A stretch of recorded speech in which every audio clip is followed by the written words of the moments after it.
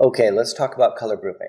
Color grouping is another way to control your color. And so you can try to lead the eye around your picture painting as you are developing it. So if you're designing and thoughtful about it, then you're going to have much more success than you're going to have if you're just painting like a field of flowers and everything has bright color. You need to pick where you want the color, where you want the viewer to look.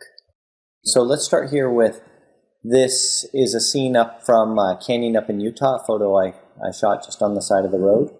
But look at the photo and how interesting. Do you see how your eye kind of goes right in here? Because that area has much higher saturation, more color pigment than these areas. And by controlling where that is, or the grouping of it, you can create a focal point. Now the color can bounce around. You can have other areas. This is just one example where you kind of hold it tight to this area. Nature can give us this sometimes, but sometimes we need to look for it. Because I want to show you what the photograph really looked like. There's the photograph. And as you can see, it's nice, but our eye is trying to figure out, where am I supposed to look? Where I am supposed to get the most attention? I would think it's here or here because I'm breaking that plane.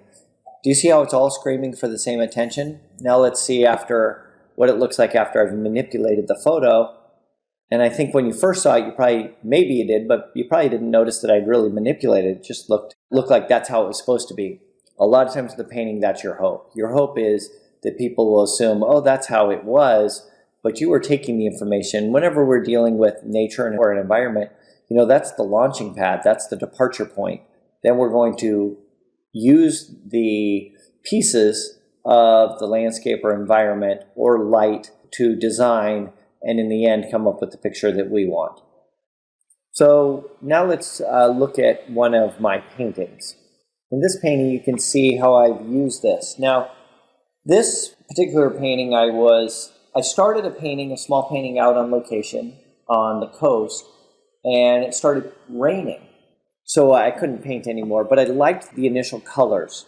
So I came in my studio. I didn't really have photo reference because it was raining out there, and I never paint on one of my plein air or my location paintings. A lot of people do, and that's fine.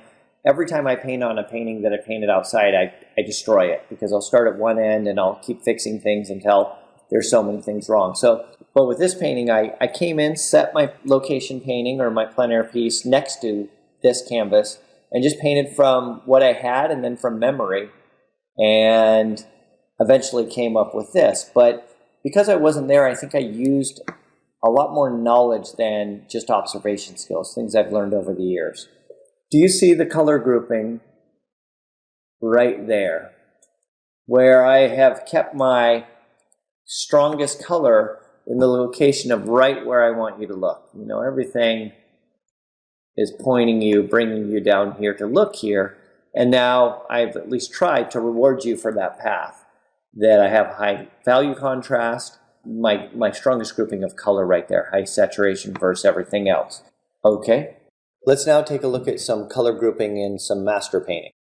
So in this painting, if you were to take a look how the artist has kept right here, which is the whole story of the painting, where they've kept the most color. This artist has done a wonderful job of not keeping the red in one spot. Look at how he puts red here, some red here, some red here, some red on her shoes. So there are interesting, a little bit here, interesting places to move around the painting looking at red. But if you'll notice, every one of those reds is subservient to this red. This is the most saturated in the painting.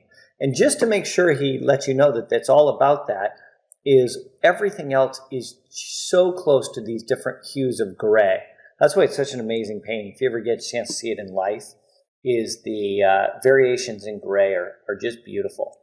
So coming back to this painting, notice how all the color is in here. Just like we looked at all the value. Amazing, look at all that color. So if you notice, there's a lot of dark greens everywhere, but there's hints of red in other places. But none of these reds come even close to the reds in here and those variations. And I think it's interesting when you start studying these in paintings, how thoughtful the artist is ahead of time to make it look so controlled and easy later.